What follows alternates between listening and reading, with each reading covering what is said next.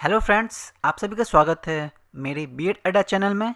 आज मैं आपको बीएड के second semester learning and teaching paper के एमसीक्यूज करवाऊंगा, जो कि आपके बीएमक्यूयू के क्वेश्चंस पेपर है, जिसमें मैं 2019 से 21 और 20 से 22 के क्वेश्चंस करवाऊंगा।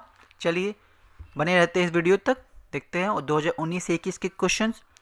तो आपका क्वेश्चन है, द टर्म बिहेवियर इंक्लूड्स, व्यवहार शब्द सम्मिलित करता है। तो व्यवहार शब्द जो है आपका बाह्य व्यवहार और आंतरिक व्यवहार दोनों को सम्मिलित करता है व्यवहार में। तो इसका आंसर होगा external and internal both. Next है आपका, practice makes learners perfect, related to which laws of learning. अभ्यास शिक्षार्थियों को परिपूर्ण बनाता है, यह किस अधिगम के नियम से संबंधित है।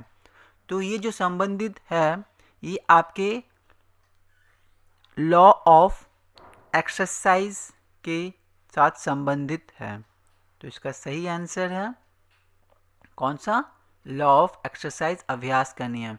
क्योंकि कोई भी आपको तत्परता से नहीं सीखा जाता या फिर उसके प्रभाव से कुछ नई चीज़ नहीं होता। जब तक आप उसका अभ्यास नहीं करते, प्रैक्टिस नहीं करते हैं, तो आप कोई भी चीज़ उसके लिए परिपूर्ण नहीं बन पाते, परफेक्ट नहीं बन पाते हैं। तो इसका सही आंसर है सी का क्या 2। ठीक है, नेक्स्ट है, who had first introduce the term intelligence question, जिसको हम आईक्यू भी कहते हैं। बुद्धिलिप्ति शब्दावली का प्रतिपादन सर्वप्रथम किसने किया था। तो इसका सही आंसर है बिनेट। बिनेट ने पहले किया था, उसको मॉडिफाई करने वाले विलियम स्टर्न थे। ठीक है, याद रखिएगा ये। तो आपका डी का हो गया फर्स्ट।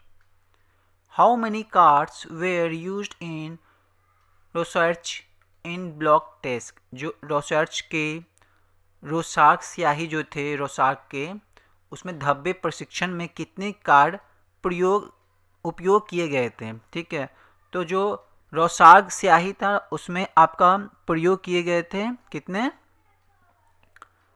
9 आपके ये 10 किए गए थे। ठीक है, ई का हो जाएगा क्या 4, 10 किए गए थे। नेक्स्ट है आपका,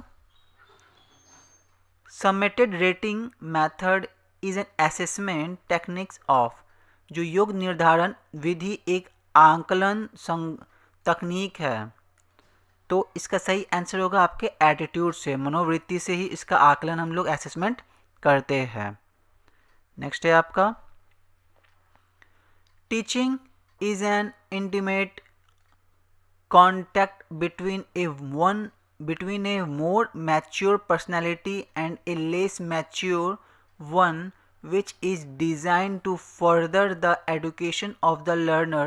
This definition is given by, शिक्षण वह प्रक्रिया है जिसमें अधिक विकसित परिपक्व व्यक्तित्व कम विकसित व्यक्तित्व के संपर्क में आता है और कम विकसित व्यक्तित्व अतिरिक्त की भावी शिक्षा के लिए विकसित व्यक्तित्व प्राप्त करने के लिए व्यवस्था करता है। ये परिभाषा दी गई थी। तो ये जो परिभाषा दी गई थी आपके मॉरिसन के द्वारा दी गई थी। जितने स्टेटमेंट है वो आप पढ़ लीजिए, क्योंकि जितने भी जो बोलते हैं स्टेटमेंट उससे हमेशा क्वेश्चन एमसीक्यू के आते हैं। आपका अगला सवाल है, in teaching learning process the teacher is, शिक्षण अधिगम प्रक्रिया में शिक्षक क्या है। तो इसका सही आंसर है आपका ऑल ऑफ दिस, क्योंकि वो टीचर एक एज ए इंडिपेंडेंट वेरिएबल भी काम करता है, स्वतंत्र चर है, और एक डिपेंडेंट भी है, आश्रित होता है स्टूडेंट के ऊपर, और इंटरवेनिंग वेरिएबल भी है। तो इसका आंसर सही आंसर होगा एच का 4, ऑल ऑफ दीज। अगला सवाल है, कंस्ट्रक्टिविज्म एम्फसाइजेज ऑन, रचनात्मक सिद्धांत बल देता है। तो ये किस पे बल देता है, प्रीवियस नॉलेज पे भी देता है, पूर्ण ज्ञान जो है, और करेंट नॉलेज नया ज्ञान जो है वो। तो इसका सही आंसर है answer third, both first and second. अब अगला देखते हैं क्या है, human actions can be studied through, जो ह्यूमन के एक्शंस होते हैं कृतियों की, जो किसी विधि की सहायता से हम लोग क्या करते हैं इसको।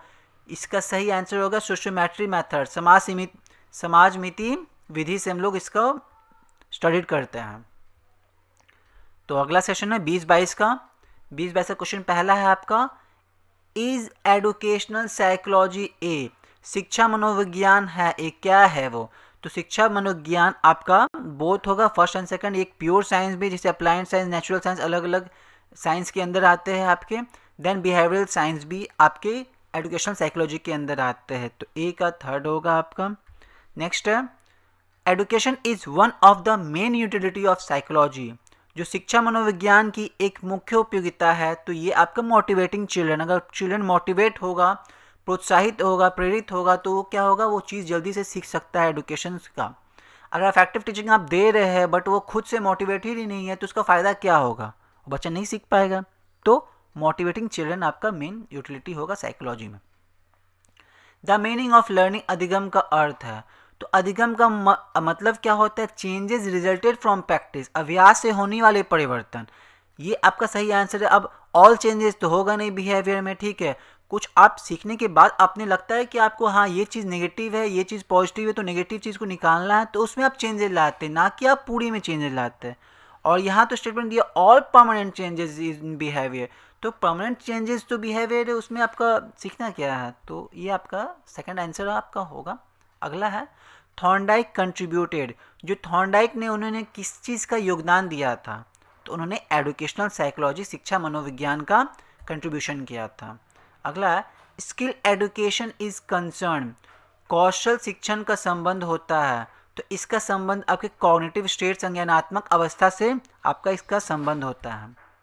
अगला है रिमेंबर इज ए, स्मरण है, स्मरण एक क्या है, तो स्मरण एक आपके क्या है, कॉग्निटिव प्रोसेस है, एक संज्ञानात्मक प्रोसेस है स्मरण, जिसे मेमोरी भी कहते हैं।